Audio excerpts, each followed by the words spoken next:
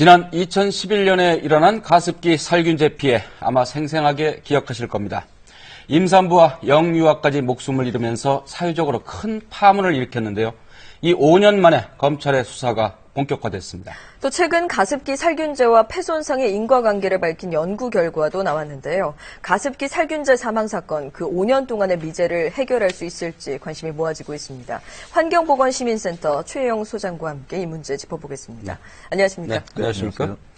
먼저 이 가습기 살균제 피해 문제가 이제 불거진 게 딱 5년 전인데요. 이 5년 동안에 어떤 일이 어떻게 진행됐는지 정리를 해봤습니다. 함께 보시죠. 지난 2011년 폐질환을 앓던 30대 임산부 한 명이 병원에 입원한 지 한 달 만에 다장기 손상 증세로 숨졌습니다. 당시 증상이 같은 폐질환으로 이 병원에 옮겨진 환자는 모두 8명. 여기는 몇 분이 계세요? 중환자실에 몇 분 계시는 걸로 알고 있는데 그분 자체가 반대하셔가지고 저희 말을 못하기로 되겠어요.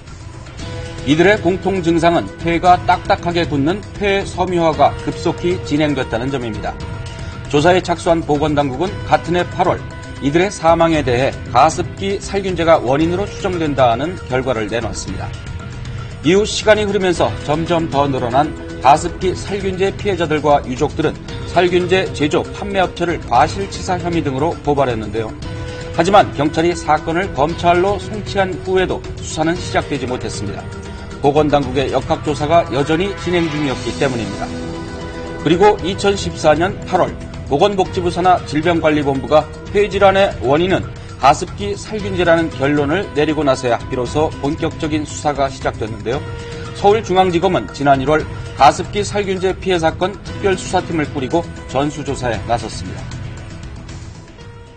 네, 사건이 발생한 지 벌써 5년이나 흘렀기 때문에 이미 좀 어느 정도 해결이 된 게 아닌가라고 생각하시는 분들도 많았을 텐데 이제 시작이군요. 그러니까 정부가 지난해 말까지 가습기 살균제 피해 접수를 받았는데요. 집계된 상황 좀 말씀해 주시죠. 네, 저희가 표를 보면서 말씀을 드리겠습니다. 네. 그러니까 정부가 1, 2차에 걸쳐가지고 조사를 한 내용입니다.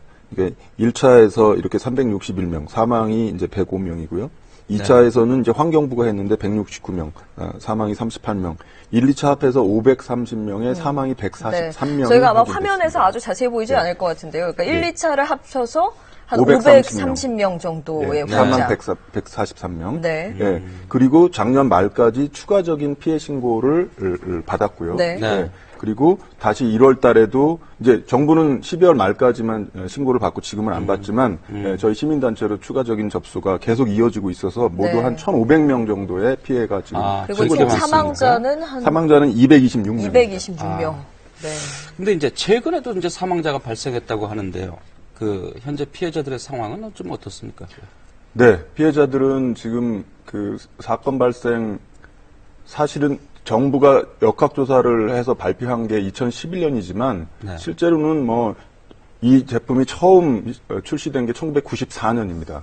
그 이후부터 피해가 계속 나왔고 2000년 들면서 대형 할인마트들이 PB 상품으로 굉장히 많이 팔기 시작해서 피해자들이 많이 나와 있는 그런 그럼 상태입니다. 한 17년 동안 팔았으니까 사실은 더 많은 환자들이 있을 수도 있는 거고요. 저희가 전국 조사를 했을 때 거의 1,000만 명 넘는 사람들이 이 제품을 썼고 그중에 한 200만 명 정도는 어떤 형태든지 부작용을 경험했다고 나와 있습니다. 네, 지금 갖고 나오신 제품들이 이제 문제가 됐던 제품들이죠. 이제 시중에 더 이상 유통되지 않는 것들. 그렇습니다. 예, 이 제품이 94년에 처음으로 당시 유공, 지금 SK케미칼이 만든 제품이고요. 예, 이 제품이 피해자들이 가장 많이 썼던 옥시삭사크 제품입니다. 그리고 이 제품은 두 번째로 많이 사용된 제품인데 성분이 좀 달라서 독성이 좀 약하다고 해서 이 제품 사용자는 사망자가 없으리라고 했는데 최근에 사망자도 나왔고 이 제품만 사용한 사람 중에서 폐이식을 해야 될 정도로 심각한 그런 피해자도 있습니다. 이게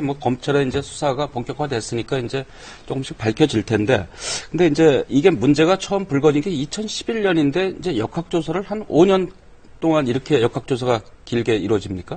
아닙니다. 그 역학조사는 2011년에 한 6, 7개월에 걸쳐가지고 네. 이러한 제품이 폐손상을 일으킨다는 거는 나왔습니다. 네. 하지만 이제 피해 신고들이 계속 이어지면서 신고된 피해자들이 정말 가습기 살균제로 인해서 폐손상을 받았느냐 또는 죽었느냐를 밝히는 그런 역학조사는 계속 이어지죠. 네, 뭐 질병관리본부나 환경부에서도 계속해서 이제 그걸 입증하는 조사를 하고 있는 것으로 예. 알고 있는데요. 서울대 보건대학원 백도명 교수팀이 가습기 살균제를 이용하고 나서 폐손상을 입은 것으로 의심되는 사람들 한 몇 명쯤 되는지 이런 것들을 다 조사를 했다고요? 네.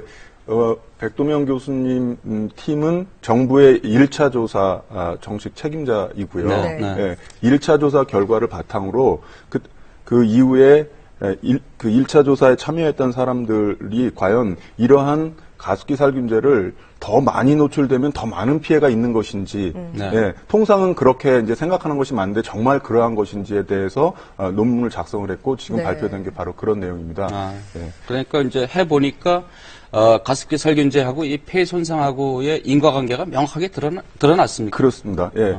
종류가 3가지가 있는데 그 중에 2종류는 독성이 강해가지고 인과관계가 명확하게 드러나고 지금 말씀드린 이 CMIT라는 것은 상대적으로 독성이 약해서 네. 확인이 되지 않았는데 그래서 정부의 그 기소 대상이나 조사 대상에서도 빠졌는데 이 부분에 대해서 말씀드린 대로 사망자와 여기에 구멍을 뚫어가지고 호흡을 해야 될 정도의 심각한 피해자들이 나왔기 때문에 이거에 대해서도 이제 추가 조사가 필요한 것이죠. 네, 특히 사망자 가운데 영유아가 또 많이 피해를 입었잖아요. 그렇습니다. 이 논문에서도 밝히고 있는 것처럼 일주일 내내 그리고 하루에도 11시간 이상 사용한 그런 사람들의 경우에 특히 독성이 심했습니다. 사망자가 많이 나왔죠. 그런데 하루에 11시간 이상 일주일 내내 가습기 살균제에 노출되는 그런 사람들은 막 태어난 영유아나 산모 같은 사람들이거든요. 그렇지 않아도 그분들은 생물학적으로 취약한 상태인데 이러한 어떤 독극물 같은 거에 노출이 심각하게 됐으니 가장 피해가 크죠. 그렇군요. 피해자 가운데 가습기 살균제로 인해서 사망이 확실하다고 밝혀진 이 숫자가 한 50명 정도 된다고요? 예, 그러니까 지금 이 논문에 논문에 따르면. 논문에 나온 그 피해자들 중에서는 50명이 확실하게 관련성이 있다 이렇게 돼 있고요. 그 나머지 한 15명 정도는 관련성이 이제 상대적으로 낮다 이렇게 나와 있습니다. 네. 이런 문제에 대해서 지금 제조사들의 입장은 어떻습니까? 제조사들은 하나같이 부인을 하고 있습니다. 정부의 역학조사도 잘못됐고 동물질험도 잘못됐고 이러한 그 피해자들의 인과관계 조사도 잘못됐다는 식인데 네. 가장 큰 이유가 자기네가 이거를 1994년부터 쭉 판매해서 벌써 뭐 20여 년 판매했는데 왜 최근에 와서야 이렇게 이 문제가 불거졌느냐. 결국은 이제 정부의 역학조사가 잘못됐다는 식이에요. 하지만 저희들한테 또는 정부 조사에 이렇게 신고된 피해자들의 경우에 2000년대 초반, 심지어는 99년, 8년 이때 사용한 피해자들 중에서도 사망자가 있습니다. 네. 모르고 그냥 지나간 거예요. 그러니까 일단은 공소시효, 그러니까 피해자 한 25%가 공소시효가 이미 지났다. 그러니까 나중에 법적 책임을 물고 그리고 또 배상 받기에도 너무 늦어버릴 수도 있는 거잖아요. 네, 그 부분은 이제 형사 사건인데요. 과실치사의 경우에 그 7년이 지나면 그렇게 된다고 합니다. 네. 근데 이 사건의 특성상 1994년부터 시작돼서 피해자들이 꾸준히 이렇게 있는데 확인되지 않았고 정부가 확인된 게 2011년이기 때문에 그런데 그 이후에 고소고발이 있었음에도 본격적인 이제 그 형사 수사가 4년이 지나서 지금에야 진행이 되니까 그런 일부 공소시효가 지나는 경우가 있긴 합니다만 워낙 피해자가 많습니다. 때문에 공소시효 이내에 있는 그런 피해자들을 대상으로 충분히 기소를 할 수 있고요. 나아가 이거를 독성이 있는 거를 알면서도 팔았다라고 한다면 살인죄가 됩니다. 그렇다면 알겠습니다. 공소시효는 의미가 없습니다. 이제 검찰의 수사 상황을 좀 지켜봐야 되겠네요. 잘 규명이 되겠죠. 네, 만약에 이제 살균제 피해 의심이 든다고 하시면 이게 여기 자막 저희가 보여드렸던 그곳으로 연락하시면 됩니다. 환경보건 시민센터에 연락하시면 741-2700번으로 전화하시면 도움받으실 수 있습니다. 오늘 말씀 고맙습니다. 고맙습니다. 네, 감사합니다. 봄이 오는 걸 시샘하는 듯하죠. 내일은 꽃샘추위가 절정으로 오늘보다 더 춥다고 합니다. 네, 그래도 일요일부터는 날이 풀려서 완연한 봄을 느낄 수 있다고 하네요. 네, 기다리고 견디다 보니 봄을 맞는 것 같습니다. 시사진단 오늘 여기서 마치겠습니다. 저희는 내일 다시 뵙겠습니다. 고맙습니다.